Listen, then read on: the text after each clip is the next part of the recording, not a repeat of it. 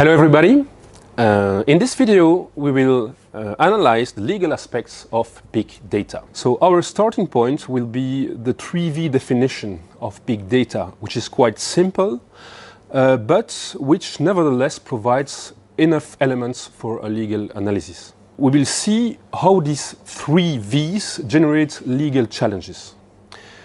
We will also explain how privacy and intellectual property could affect big data projects with some examples. First of all, what is big data? Big data is more a technological era than technology as such. So it refers to the possibility to process massive volumes of data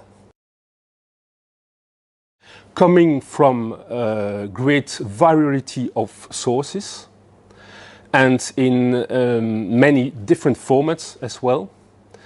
And it allows to do that very quickly. So there is also a velocity aspect. Hence the 3V definition: volumes, variety, and velocity. So how to analyze big data from a legal point of view? So asking a lawyer what are the legal aspects of big data, it's a little bit like asking a lawyer what are the legal aspects of a Swiss knife. So you can do so many different things for so many purposes with it that it's quite impossible to give an answer if you're not provided with a context. In general, big data as a Swiss knife can be used for legal, less legal, or even criminal activities. What can be said in general terms? So first of all, what could be said is that big data is a very powerful tool, and normally with great powers come great responsibilities.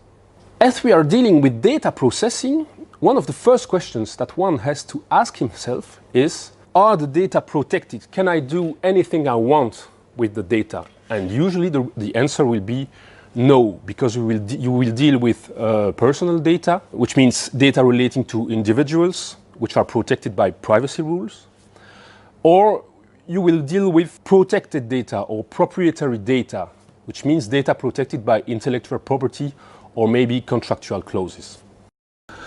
Okay, so what about privacy? When you think about the 3V definitions, so large volumes coming from a variety of sources, you quickly realize the powers of big data.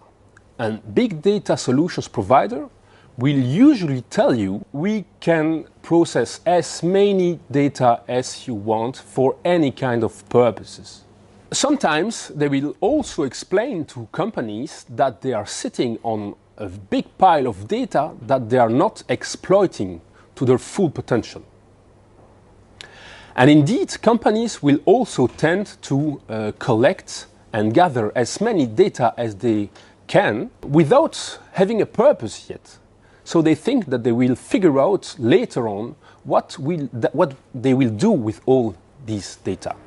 On the other hand, if you are processing personal data, you have to comply with privacy law's principles, which are minimization. So you are supposed to process as few data as possible. And each processing of data must be proportionate to a predefined purpose. You have to be transparent as regards the purpose. So the data subjects, they must know what's happening with their data. And in any cases, your purpose must be legitimate. What about data property? First of all, one should remember that in Europe there is an intellectual property right called sui generis right. It allows a database owner to control what's happening with the database and to authorize or forbid data extractions from his or her database. Indeed, in big data processing, usually some data will come from third-party databases. So you must pay attention to this sui generis rights. Sometimes you will also have to deal with copyrights or trade secrets. Finally, and usually, when you are accessing third-party data or databases, you must accept terms and conditions of use of these datasets. So for instance, if you are accessing third-party data through an API, so application program interfaces, first of all, you will have to accept the terms of use of this API.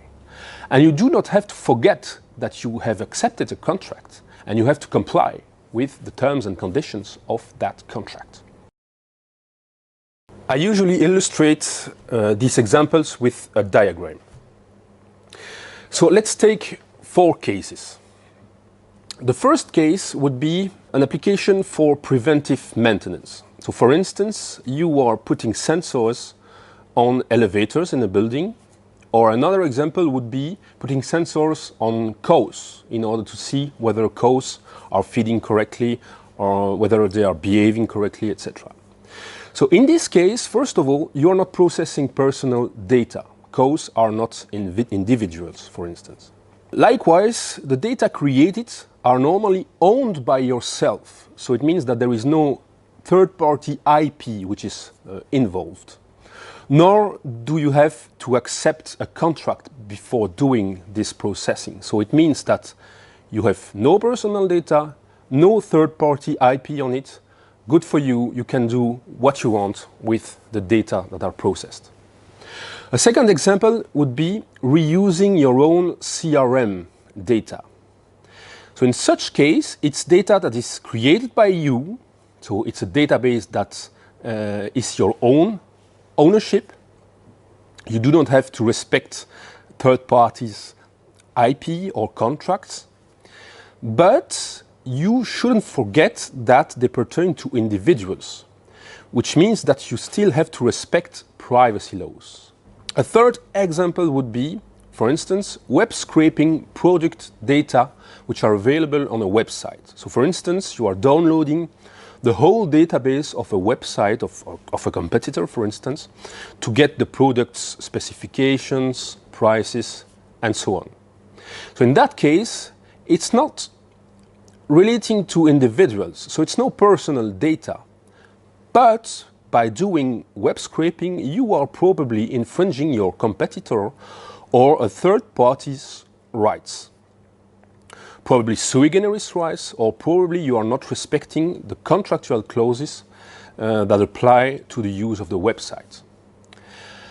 And finally, the fourth case, which is the more complex, it would be, for instance, using a social network API to get data on their users. So in that case, you are collecting and processing personal data, and the databases do not belong to you, which means that you have to get the prior authorization of the database owner, which is the social network. So in that case, you must respect the contractual conditions, the terms of uses of the API that you will use in order to get the social network data.